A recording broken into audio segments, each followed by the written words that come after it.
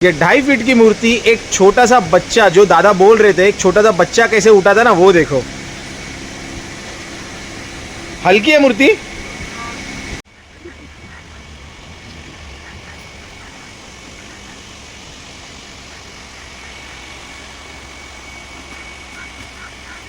तो कशी हाय पब्लिक, कैसे हो आप लोग? आशा करता है बहुत धमाल कर रहे होंगे। जिस चीज़ों का, जिस उत्साह का, जिस फेस्टिवल का पूरे भारत को इंतज़ार रहता है, वो फेस्टिवल आने वाला है। और वो फेस्टिवल है हमारे गणपति बप्पा का। गणपति बप्पा का अगर फेस्टिवल आता है तो हमारे दिमाग में सबसे पहले आते हैं ऊंची ऊंची मूर्ति, बहुत प्यारी प्यारी मूर्तियाँ। उसका कैसे बनाया जाता है, कौन कौन से कारखाने हैं वो सब बनाने के लिए। और अभी सबसे ज़्यादा ट्रेंडिंग में जो चल रहा है वो है इको फ्रेंडली टिश्यू पेपर की मूर्ति। तो आइए, मैं यहाँ पर अंधेरी में ईस्ट में स्थित श्रावणी आर्ट्स में आया हूँ। आइए मैं आपको अंदर का पूरा कारखाना दिखाता हूँ और कैसे टिश्यू पेपर से एक मूर्ति बन सकती है, वो भी छोटी मोटी मूर्ति नहीं, बड़ी बड़ी मूर्ति बन सकती है। ये सारी जानकारी मैं आपको दिखाता हूँ, तो बने रहेगा मेरे साथ इस वीडियो में अंत तक। अगर आपने मेरा वीडियो अभी तक सब्सक्राइब नहीं किया होगा, चैनल सब्सक्राइब नहीं किया होगा, प्लीज़ सब्सक्राइब कीजिए। और ये वीडियो अगर आपको पसंद आया तो प्लीज़ लाइक, शेयर और कमेंट कीजिए। कमेंट ज़रूर कीजिएगा। गणपति बप्पा मोरया। सो ये है कारखाने में, अभी हम अंदर जा रहे हैं और अंदर जाते ही हमें ये सारी मूर्तियाँ देखने मिलती है। यहाँ पे मूर्तियाँ अनफिनिश्ड है, अभी बहुत वक्त है गणपति बप्पा बनने के, लेकिन और 2 महीना है। लेकिन देखो यहाँ पे तैयारी क्या ज़बरदस्त चल रही है। ये सारे हाथ, ये सारे अलग अलग साँचों से बनाया जाता है, ये अलग साँचे से बनाया जाता है। देखो, फिर उसको जॉइन करने के लिए ये सारी चीज़ों का इस्तेमाल किया जाता है। और फिर इस तरह यहाँ पर काम होता है। काय करतोस तू? हे कपडा आहे, त्याच्या आम्ही गममध्ये म्हणजे पाणी आणि गममध्ये भिजवून मग आम्ही पुट्टे लावतात ना फॉज ऑइलिंगसाठी, तर त्याच्यासाठी आम्ही एक सेफ्टी कोटिंग लावतात। तो ये सेफ्टी कोटिंग आप लगा रहे हो ताकि टिश्यू पेपर एकदम पकड़ के रहे। हाँ, टिश्यू पेपर पकड़ून लाना, मग जैसे पुट्टी, हम जैसे कि पुट्टी उट्टी चढ़ाते तो पकड़ के रखता है। मतलब ऐसा अभी इस पे चढ़ाएंगे तो छूट जाएगा नॉर्मली, बराबर। कपड़ों पे लगाएंगे, मतलब ये कपड़ा जो है इस पे लगाएंगे तो पकड़ के रखेगा अच्छे से। करेक्ट। सो ये टिश्यू पेपर प्लस जितना इको फ्रेंडली टिश्यू पेपर है, इसमें कपड़े का भी इस्तेमाल होता है इसमें। और यहाँ पे ये सारे टिश्यू पेपर पकड़ के रखने के लिए आप यहाँ पे अंदर ऐसे रॉड का भी छोटा छोटा इस्तेमाल होता है। तो देखिए, इसी प्रकार ये सारी चीज़ें यहाँ पे बनाई गई है। ये देखो, ये सारे टाइप्स के सब साँचे हैं और काम यहाँ पे बहुत ज़ोरों शोरों से चल रहा है। आइए अब यहाँ के मुख्य जो मूर्तिकार है उनसे मिलते हैं, जानते हैं यहाँ की जानकारी और देखते हैं कौन कौन से मंडल के यहाँ पर मूर्तियाँ बुक हुए हैं। आप देख सकते हो बप्पा का चेहरा ये अलग अलग टाइप में बनाया गया है। ये देखो, ये सारा बप्पा का चेहरा है और ये पूरा साँचा है। और ये देखिए, सैंपल के लिए पूरा फिनिशिंग के साथ ये गणपति बप्पा का चेहरा है। अखनी ये सारी चीज़ें तो मैं वो भी कवर करूँगा आपको जब पेंटिंग करना स्टार्ट होगा, लेकिन अभी तो पूरा साँचा बन रहा है, पूरा जॉइनिंग एंड ऑल सारी चीज़ें होगी। बिकॉज गणपति बप्पा 2 महीने में ही अभी आने वाले हैं।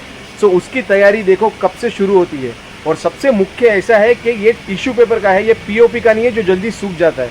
ये टिश्यू पेपर का है, तो इसको सूखने के लिए भी उतना ही समय लगता है।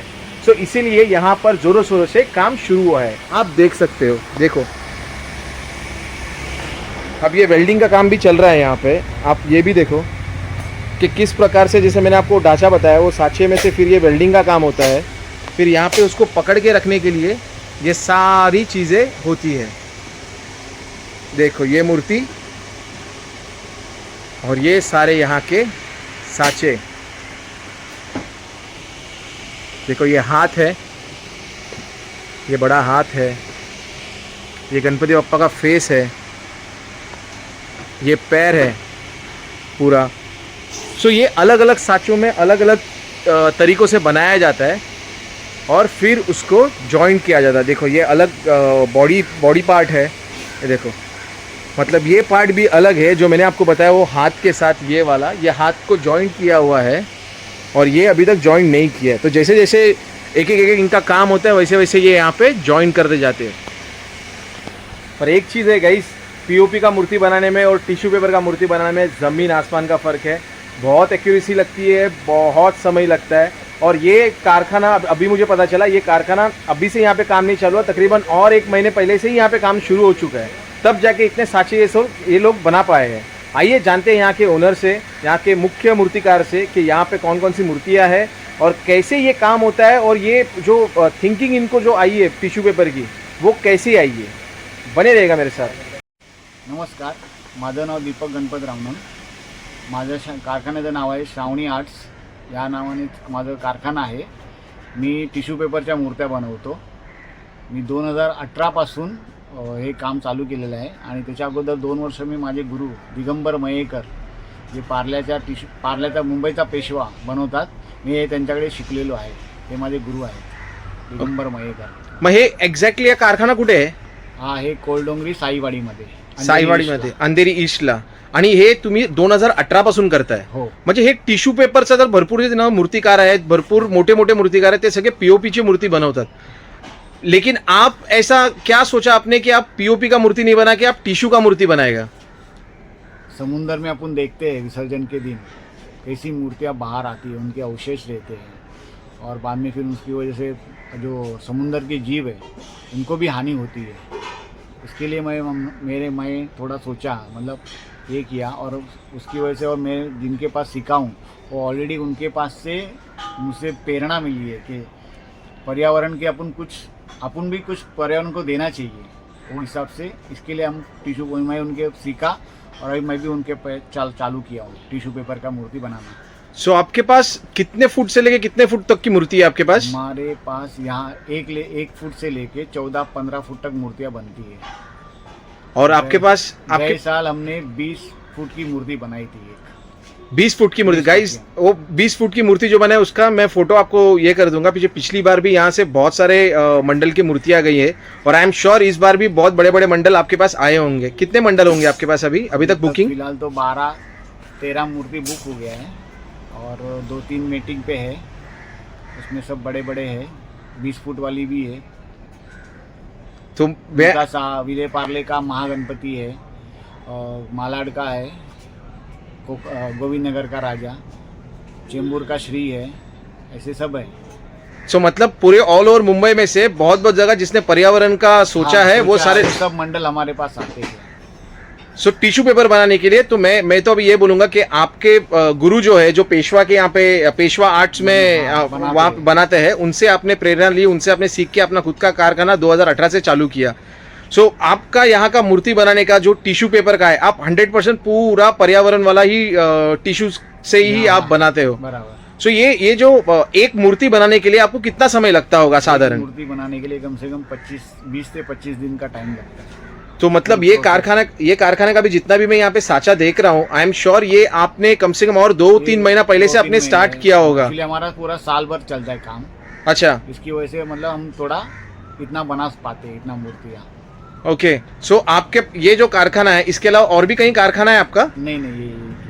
सो आप पूरी तरह से कोर, जैसे आपने बताया पूरे साल भर आप यही करते हो, मतलब आपका पूरा प्रोफेशन ही ये है. और टिश्यू पेपर में और पीओपी के मूर्ति में बनाने में कितना अच्छा मैंने तो बोला है पहले कि ज़्यादा वक्त टिश्यू पेपर के लिए जाता है. हाँ. लेकिन बहुत सारा बैलेंसिंग और बहुत सारा थिंकिंग होगा ना, क्योंकि 20 फुट का अगर आप मूर्ति बनाते हो, हाँ. तो वो कोई छोटा मूर्ति तो आप नहीं बनाते, 20 हाँ. फुट का मूर्ति बनाते हो. तो कैसे, मतलब आपका टेक्निक क्या है, आप कैसे कर सकते हो, अगर आप बता सको तो? वो जो खड़ा जो मूर्तियाँ घुमाते हैं, जो स्टाफ बैलेंसिंग देखते हैं, मेरे वो भी गुरु ही है, राजेश दिगंबर मयेकर. इनके पास से मैं ये सब सीखा हूँ. बैलेंसिंग कैसे करना है और बॉडी कैसा लैंग्वेज घुमाते हैं, मैं उनके पास से सीखा हूँ वो सब. सो एक पीओपी के मूर्ति का कलरिंग और अखनी करने में और अपने टिश्यू पेपर का कलरिंग और अखनी करने में बहुत डिफरेंस होगा क्या? ज़्यादा नहीं. आप दूर से देखोगे ना तो हमारा मूर्ति और पीओपी का मूर्ति सेम दिखेगा, लेकिन जब आप उठाने को जाओगे तो आपका पता चलेगा कि टिश्यू पेपर का है और कि पीओपी का है. और हमारा जो मूर्ति है ना, वो आर्टिफिशियल पॉन्ड में विसर्जन होता है. ओके. 10 फीट का से 15 फुट का भी जो भी रहेगा वो आर्टिफिशियल पॉन्ड में विसर्जन होता है. और आधे 1 घंटे में पूरा डिजॉल्व होता है। और यहाँ पर बहुत सारे मंडल है जिनको अभी भी पर्यावरण के बारे में जो सोच रहे हैं, उनको अगर यहाँ पे अगर आपके यहाँ पे ऑर्डर देना होगा तो अभी भी अपना बुकिंग चालू है? फिलहाल तो अभी चालू है, लेकिन ये महीना एंडिंग तक बंद हो जाएगा। ये महीना मतलब हमारे पास बंद ये रहता है। तो आपका कांटेक्ट नंबर आप बताओगे? हाँ, वैसे तो मैं डिस्प्ले कर दूंगा, आप अपना कांटेक्ट नंबर भी बताइए। मेरा मोबाइल नंबर है 9920395464। धन्यवाद। देखिए ये काम ज़ोरदार चल रहा है। ये जो जॉइंट्स है वो रिपेयर करने का, वहाँ पे जॉइंट करने का काम चल रहा है यहाँ पे। ये मूर्ति का पूरा बॉडी तो हो गया है, उसके बाद इसके आगे वाला जो आपने मूर्ति देखा है वो पूरा जॉइंट होगा। यहाँ पे चल रहा है वेल्डिंग का काम, जो फेस के लिए, जो बॉडी के लिए, जो स्ट्रक्चर करने के लिए होता है वो चीज़ का काम चालू है। भाई कितने साल से काम कर रहे हो आप यहाँ पे? 4 साल से काम कर रहे हो? तो 4 साल से आप पूरा ये जॉइंट और ये सारी चीज़ों का काम करते हो? तो ये अभी ज़्यादा प्रेशर है या फिर और आगे और प्रेशर आने वाला है? नहीं, आगे जाके और प्रेशर आएगा। तो आप सिर्फ ये जॉइंटिंग का काम करते हो या आप कलरिंग का काम भी करते हो? कलरिंग का काम भी करते हैं। कलरिंग का काम भी करते हो?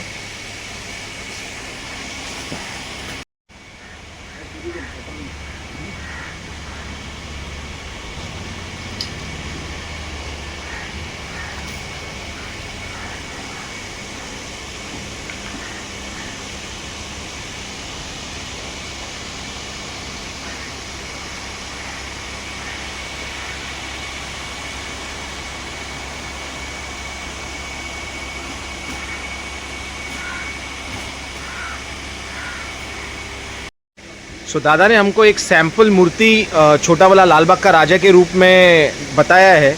ये लाल बाग का मूर्ति अभी देखने में अभी तकरीबन होगा ये 2.5 फीट के करीब ये मूर्ति होगी। ये 2.5 फीट की मूर्ति एक छोटा सा बच्चा, जो दादा बोल रहे थे एक छोटा सा बच्चा कैसे उठा था ना, वो देखो। हल्की है मूर्ति, एक छोटा सा बच्चा भी मूर्ति को उठा सकता है, यही वो दादा बता रहे थे। बहुत जगह पे कैसे होता है, ये इतने बड़े बड़े मूर्ति अगर आप लेते हो, वो बड़े बड़े मूर्ति उठाने के लिए भी बहुत लोगों को प्रॉब्लम होता है, उसके रिस्क बहुत बढ़ जाते हैं। लेकिन ये मूर्ति जैसे दादा ने बताया, पीओपी में और इसमें देखने में अगर आप जाओगे उसमें कोई डिफरेंस मालूम नहीं पड़ता है, लेकिन जब आप उठाओगे तब वो डिफरेंस मालूम पड़ता है। ये मूर्ति बहुत हल्की है और जब इन पे पेंटिंग, अखनी, ये सारे काम होते हैं तो उसको आइडेंटिफाई करना भी बहुत मुश्किल होगा।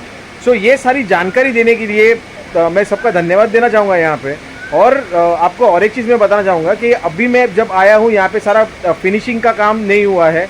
मैं फिर से इस कारखाने में आऊँगा जब यहाँ पे पूरा फिनिशिंग का काम होने वाला रहेगा, जब यहाँ से बहुत सारे मूर्ति का आगमन होगा। ये सारी जानकारी मैं आपको देते रहूँगा। अगर यहाँ तक का अगर आपको वीडियो पसंद आया होगा तो प्लीज़ लाइक कीजिएगा, शेयर कीजिएगा, कमेंट कीजिएगा और सब्सक्राइब कीजिएगा। बने रहेगा मेरे साथ ऐसे ही वीडियो के लिए। तब तक के लिए हस्ता ला विस्ता।